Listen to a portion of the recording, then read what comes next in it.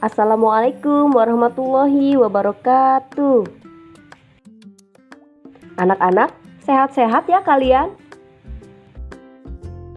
Alhamdulillah. Semoga kita semua selalu sehat dan diberikan keridhaan oleh Allah untuk menuntut ilmu. Anak-anak, siap belajar hari ini? Wah, Ibu senang sekali karena kalian selalu bersemangat untuk belajar. Sebelum belajar, marilah kita membaca basmalah. Bismillahirrohmanirrohim. Sebelum memulai belajar, terlebih dahulu siapkan buku dan alat tulismu untuk mencatat materi-materi penting yang Ibu sampaikan. Materi yang akan dipelajari di tema 7, subtema 1 hari ini yaitu tentang peristiwa Sumpah Pemuda 1928. Yuk kita mulai belajar. Berbagai perlawanan terhadap penjajah terus mengalami kegagalan karena perlawanan masih bersifat kedaerahan. Kemudian lahir sistem perjuangan baru yang dikenal dengan kebangkitan nasional. Bangsa Indonesia mengalami penderitaan akibat penjajahan mulai awal abad ke-17 sampai abad ke-20. Pada masa penjajahan, bangsa Indonesia telah berusaha sekuat tenaga untuk mengusir penjajah dan bercita-cita menjadi bangsa yang merdeka, bebas dari penjajahan. Berbagai bentuk perlawanan terhadap penjajah yang dilakukan oleh para raja, bangsawan, tokoh masyarakat, dan tokoh agama dilakukan dengan cara mengangkat senjata. Namun, pada umumnya, bentuk perlawanan semacam itu mengalami kegagalan. Adapun faktor penyebab gagalnya perjuangan bangsa Indonesia dalam mengusir penjajah adalah perjuangan bersifat kedaerahan. Perlawanan tidak dilakukan secara serentak. Masih bergantung pada pimpinan. Jika pemimpin tertangkap, perlawanan terhenti. Kalah dalam persenjataan. Belanda menerapkan politik adu domba atau divide et impera. Berdasarkan pengalaman tersebut, kaum terpelajar ingin berjuang dengan cara yang lebih modern, yaitu menggunakan kekuatan organisasi. Lahirnya organisasi-organisasi tersebut menandai lahirnya masa pergerakan nasional.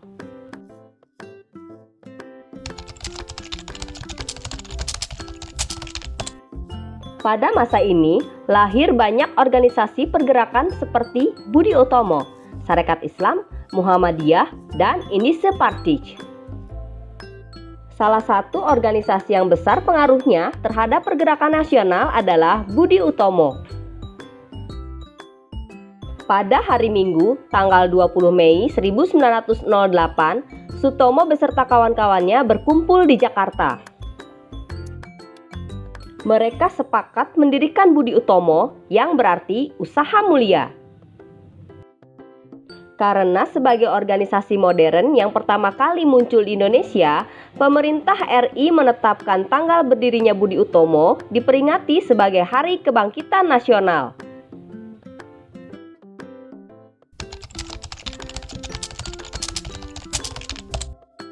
Perjuangan bangsa Indonesia melawan penjajah pada abad ke-20 disebut masa radikal. Karena pergerakan-pergerakan nasional pada masa itu bersifat radikal atau keras terhadap pemerintah Hindia Belanda. Mereka menggunakan asas non-kooperatif atau tidak mau bekerja sama. Organisasi-organisasi yang bersifat radikal adalah Perhimpunan Indonesia, Partai Komunis Indonesia, Nahdlatul Ulama, Partai Nasional Indonesia.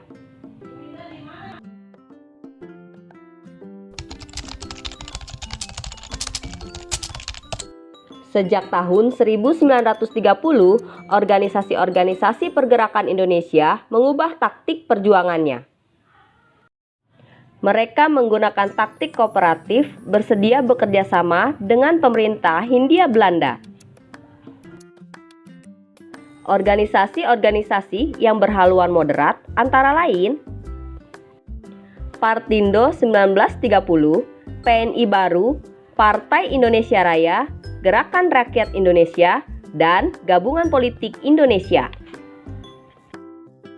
Selain organisasi-organisasi di atas, masih banyak organisasi kepemudaan dan keagamaan lainnya yang ada dan berkembang pada masa itu. Antara lain, Pergerakan Tarbiyah Islamiyah, Majelis Islam A'la Indonesia, Jong Islami Tenbon, Sumatera Tawalib yang lahir di Minangkabau, Persatuan Pemuda Kristen, dan Persatuan Pemuda Katolik.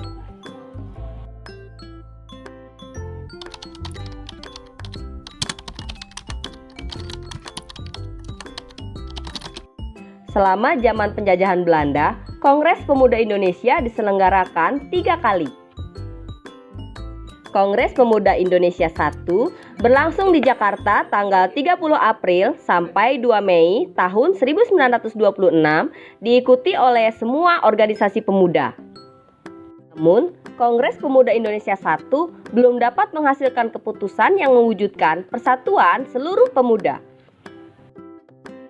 Kongres Pemuda Indonesia I merupakan persiapan Kongres Pemuda Indonesia kedua. Kongres Pemuda Indonesia II berlangsung di Jakarta tanggal 27 sampai 28 Oktober 1928. Pusat penyelenggaraan kongres tersebut di Gedung Indices Club di Jalan Kramat Raya 106, tetapi keseluruhan sidang diselenggarakan di 3 tempat. Pemuda bekerja keras mempersiapkan segala sesuatu yang diperlukan, termasuk menyusun panitia kongres. Pada malam penutupan tanggal 28 Oktober 1928, Kongres Pemuda II mengambil keputusan sebagai berikut. Menerima lagu Indonesia Raya ciptaan W.R. Supratman sebagai lagu kebangsaan. Menerima Sang Merah Putih sebagai bendera Indonesia. Semua organisasi pemuda dilebur menjadi satu dengan nama Indonesia Muda, berwatak nasional dalam arti luas. Diikrarkannya Sumpah Pemuda oleh semua wakil pemuda yang hadir. Berikut ini isi ikrar Sumpah Pemuda. Sumpah Pemuda. Kami, putra dan putri Indonesia, mengaku bertumpah darah yang satu, tanah air Indonesia. Kami, putra dan putri Indonesia, mengaku berbangsa satu, bangsa Indonesia.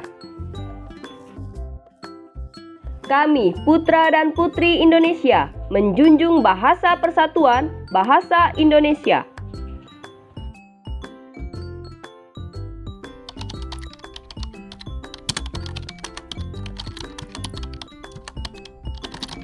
Sejak peristiwa Sumpah Pemuda 1928, dunia dikejutkan oleh kemampuan dan kebulatan tekad bangsa Indonesia untuk bersatu dalam sebuah ikatan kebangsaan. Pengaruhnya pun sangat besar bagi organisasi pergerakan. Organisasi-organisasi politik yang lahir setelah peristiwa Sumpah Pemuda semuanya memakai kata Indonesia dalam namanya. Begitupun dengan organisasi yang masih bersifat kedaerahan, mulai memproses untuk bersatu dalam wadah, yaitu Organisasi Indonesia Muda. Adapun tujuannya adalah untuk mempererat tali persatuan segenap pemuda yang berbangsa, berbahasa, dan bertanah air Indonesia. Peristiwa Sumpah Pemuda telah membawa kesadaran dalam diri setiap orang akan pentingnya persatuan dan kesatuan dalam sebuah bangsa.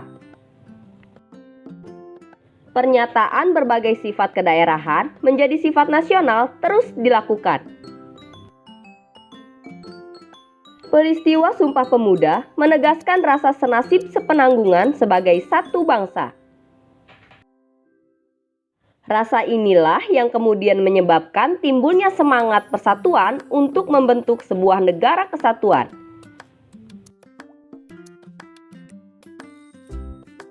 Nah, anak-anak, sekian materi hari ini. Tapi ada tugas nih untuk kalian. Simak baik-baik tugasnya ya. Tugasnya adalah hafalkan teks Sumpah Pemuda. Setelah hafal tanpa teks, rekam dengan video hafalan kalian dengan suara lantang memakai seragam merah putih. Kirim videonya ke WA Group untuk Ibu Nilai. Semangat anak-anak! Alhamdulillah, selesai sudah pertemuan kita hari ini. Kita akan bertemu kembali esok hari di pembelajaran selanjutnya. Sampai jumpa anak-anak. Assalamualaikum warahmatullahi wabarakatuh.